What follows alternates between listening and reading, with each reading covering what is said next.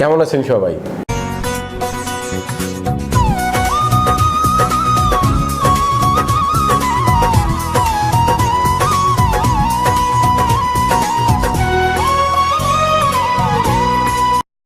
আজকে আমি আপনাদের জেনবেসার গ্যাস ইঞ্জিনের 20K মেনটেন্যান্সের ভিডিও ধারণ করে রেখেছি আপনাদের জন্য। সেটি আজকে আপনাদের আমি দেখাবো।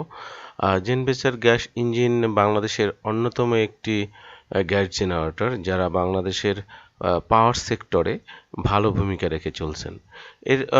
এটির অন্যতম বৈশিষ্ট্য এই ইঞ্জিনের যে এটি মূলত গ্যাস, সহজ ভাষায় যদি বলি, গ্যাস কম খায়, মানে গ্যাসের বিল একটু কম ওঠে অন্যান্য জেনারেটরের তুলনায়। তাই শিল্প মালিকরা এই ইঞ্জিনটা আসলে বেশি বেঁধে, এবং এই ইঞ্জিনটা আসলে আমার যে এক্সপিরিয়েন্স, আমার ফ্যাক্টরিতে এরকম 7টা ইঞ্জিন আছে। তো সেগুলো আমি, আমার যে ইঞ্জিনিয়ার আছে তারা এটি মেনটেন্যান্স হতে শুরু করে এটি পরিচালনা সব কিছুই তাদের কাছে আসলে ভালো লাগে। তো এখন যেটা দেখতেছেন যে গ্যাস জেনারেটর মূলত প্রতি 2000 ঘন্টা পর, 4000 ঘন্টা পর, 6000 ঘন্টা পর এরকম একটি শিডিউল আছে, মেনটেন্যান্স এর একটা শিডিউল আছে। তো আমরা যেই মেনটেন্যান্সটা আজকে করতেছি এটি একটি মেজর মেনটেন্যান্স। এটি মূলত 20K বলি আমরা, মানে 20,000 ঘন্টা একটি ইঞ্জিন চলার পরে এই মেনটেন্যান্সটা সাধারণত করা হয়। তো এটি আসলে প্রায় 4 দিন লেগেছে আমাদের, কিন্তু 4 দিনের সব দৃশ্যই আসলে ভিডিও করা সম্ভব হয় না, এবং আসলে গুরুত্বপূর্ণ যেই অংশগুলো তার আমি দুইটি পার্ট করতে চাচ্ছি, খুব বেশি না। তো আজকে প্রথম পার্ট আপনাদের এখন অন স্ক্রিনে দেখতে পাচ্ছেন, এবং সেটি 220 গতিতে আর কি চলতেছে, মানে ডাবলের চেয়ে একটু বেশি। কারণ অনেক ভিডিও প্রায় 50 মিনিট হতো, সেটা আমি আসলে 20 মিনিটে কমিয়ে আনার চেষ্টা করেছি। এখন দেখতে পাচ্ছেন যে প্রতিটা পার্ট আসলে ইঞ্জিন থেকে খুলে ফেলা হচ্ছে। ইঞ্জিনের মেকানিক্যাল অংশ, ইলেকট্রিক্যাল অংশ প্রতিটি সাইড আলাদা আলাদা করে আসলে খোলা হবে, এবং খোলার পর প্রতিটা পার্টস আসলে আমরা চেক করে দেখব যে তার কি অবস্থা। যদি ভালো থাকে সেই অংশগুলো আসলে আমরা একটু পরিষ্কার পরিচ্ছন্ন করে এবং তার কার্যক্ষমতা কীরকম আছে সেটা আসলে আমরা দেখে তারপরে সেটি আবার সংস্থাপন করব। আর একটি তালিকা আমাদের কাছে আসে, যেটি আসলে জেনবেসার যে বাংলাদেশে ওদের যে কোম্পানি, যারা এটা আসলে আমাদের, যাদের কাছ থেকে আমরা কিনেছি বা সার্ভিসের জন্য বা অ্যাক্সেসরিজের জন্য যাদের কাছে যাই, সেই ক্লার্ক এনার্জি আমাদের একটা চার্ট দিয়েছে। এবং ইঞ্জিনের সাথেও আপনারা যারা ইঞ্জিনিয়ার আছেন বা টেকনিশিয়ান আছেন জানেন যে একটি বই দিয়ে দেয়, চার্ট বই। সেখানে আসলে লেখাই থাকে যে 2000 ঘন্টা পর পর আপনি কি করবেন, কি চেঞ্জ করবেন, 10,000 ঘন্টা পর কি চেঞ্জ করবেন, 12,000 ঘন্টা পরে কি পরীক্ষা করবেন। এগুলো কিন্তু আপনাদের নিশ্চয় আপনারা দেখেছেন যে বইগুলোতে আসলে লেখা থাকে। তো এই আমরা আসলে সেই শিডিউল বই দেখেছি, এবং বই দেখেই আমরা কিছু পার্টস আমরা বিদেশ থেকে নিয়ে এসেছি, এবং কিছু পার্টস লোকাল মার্কেট থেকেও আমরা কিনেছি, যেগুলো আসলে আমরা পরবর্তীতে চেঞ্জ করে ফেলবো। তো এখন এটা আসলে মোবাইলে ধারণ করা, এবং আমি নিজেও একজন এই টিমের সদস্য, সুতরাং টিম লিডার আমি। তো যার ফলে দেখা গেছে যে আমাকে অনেক সময় কাজ করতে হয়েছে। তো আমার আসলে স্ট্যান্ড ছিল না, যে কারণে অনেক সময় হাত দিয়ে রেকর্ডিংটা করতে হয়েছে, এবং অনেক সময় আমি হেঁটেছি বা ভাইব্রেশন কাঁপছে, যাই হোক। তো আমার মনে হয় যারা ইঞ্জিনিয়ার আছেন, আমি আসলে এই ভিডিওটা অনেক লম্বা, তাদের জন্য আসলে করেছি। যে টেকনিশিয়ান আছেন, যারা জেনারেটরের সাথে আছেন, তারা এই ভিডিওটি দেখে আসলে আমার মনে হচ্ছে যে উপকৃত হব। যদিও আমি জানি যে এই ভিডিওটা আসলে খুব বেশি ভিউয়ার হবে না, কারণ এটি আসলে সবার জন্য না।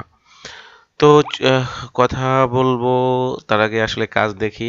এখন যিনি আসলে স্ক্রিনে দেখতে পাচ্ছেন এই ভদ্রলোক আসলে পাকিস্তানি, আর আমরা এই কাজটা মূলত ক্লার্ক থেকে করি নাই, কারণ ক্লার্ক আমাদের যেই একটা কোটেশন দিছিল তার চেয়ে আমরা এই অ্যাটলাস থেকে আসলে একটু ভালো, একটু কম প্রাইস পেয়েছি, যে কারণে ওদের দিয়ে আসলে কাজটা করাচ্ছি। এবং এই টিমে ওরা আছে 4 জন এবং আমরা আছি 6 জন। তো দেখতেই পাচ্ছেন 10 জনের একটি বিশাল টিম, তারা এই ইঞ্জিনকে আসলে খুলতেছে।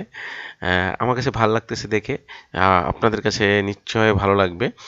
যদি আপনি টেকনিশিয়ান হন বা মেকানিক্যাল ইঞ্জিনিয়ার হন বা ইলেকট্রিক্যাল ইঞ্জিনিয়ার হন বা জেনারেটরের সাথে যদি আপনার কোনো রিলেশন থাকে, দেন আপনার কাছে অবশ্যই ভালো লাগবে।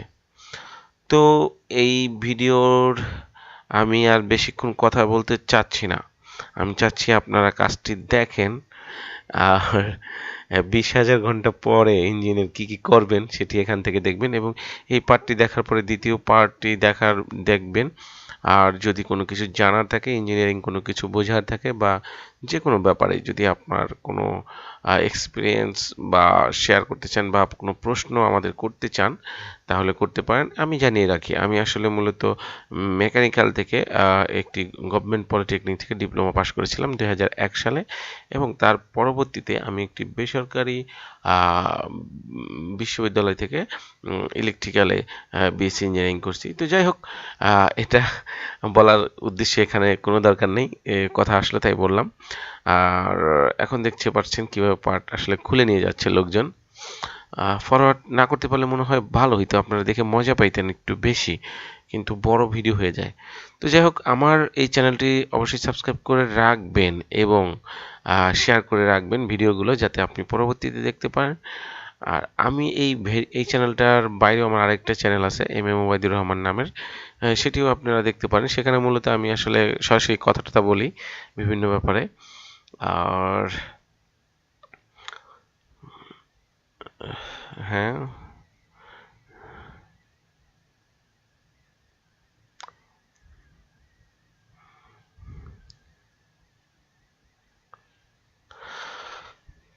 তো ঠিক আছে, আপনারা ভিডিও দেখতে থাকেন, তারপরে এই পার্ট দেখেন, তারপরে যদি ভালো লাগে কমেন্টে জানান। আমি অন্যদিন লাস্টের পার্ট, এই পার্টে মূলত দেখাবো কিভাবে পুরো ইঞ্জিনটা আসলে খোলা হয়েছে এবং কিভাবে কাজ করা হয়েছে সেটাও, এবং সেটা সংস্থাপন করা, ইঞ্জিন স্টার্ট করা, এগুলো আসলে আমি সেকেন্ড পার্টে দিয়ে দিব। তো ঠিক আছে, ভালো থাকবেন সবাই, সবার জন্য অনেক শুভকামনা। আমি চাচ্ছি আপনারা বেশি বেশি কাজ করেন, দেশের চেহারা বদলে দেন, নিজের ভাগ্য পরিবর্তন করেন। আসলে কাজ না করলে বা কাজ করার ইচ্ছে না থাকলে কোনো কিছুই আসলে হবে না। জীবনে বড় হতে হলে কাজ করতে হয়, তো কাজ করবেন।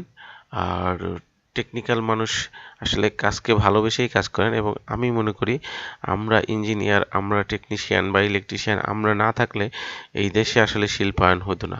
আমাদের পরিশ্রমেই এই বাংলাদেশ টিকে আছে, টিকে থাকবে। যে যাই বলুক, যে যাই করুক, আমাদের আসলে কাজ করতেই হবে এবং কাজ করতেই হয়। তো ঠিক আছে, আর কথা বলছি না, ভালো থাকেন, খুদা হাফেজ।